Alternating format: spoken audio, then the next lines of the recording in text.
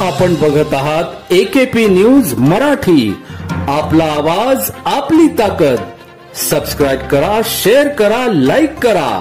AKP news Marathi. हात उसनवार दिलेले पैसे परत करण्यासाठी मित्राकडे दिले असता तो व त्याची पत्नी बसमध्ये चढत असताना गर्दीचा फायदा घेत चोरट्याने पर्समधील 1.5 लाखाची रोकड लंपास केल्याची घटना घडली। विशेष म्हणजे भर दुपारी हा चोरीचा प्रकार घडल्याने नाशिक रोड बस स्थानकातील सुरक्षेचा प्रश्न ऐरणीवर आला आहे। स्वाती सुधीर गायकवाड वय 33 राहणार शीतल सोसायटी गंधर्वनगरी नाशिक रोड यांनी नाशिक रोड पोलीस ठाण्यात फिर्याद दिली आहे।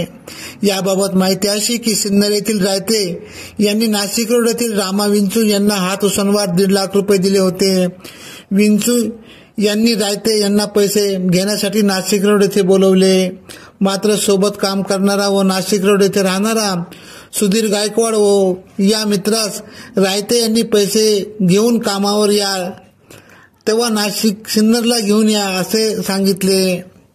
काल 6 ऑक्टोबर रोजी दुपारी 1 वाजेच्या सुमारास सुधीर गायकवाड हे पत्नी स्वाती गायकवाड यांच्या पर्समध्ये पैसे ठेवून सिन्नरला जाण्यासाठी नाशिक रोड बस स्थानकात आले।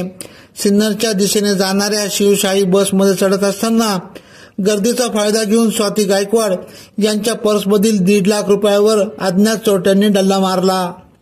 पर्सला झटका बसल्याचे कळल्यानंतर स्वाती गायकवाड यांनी आरडाओरडा केली, मात्र तोपर्यंत चोरटा फरार झाला होता।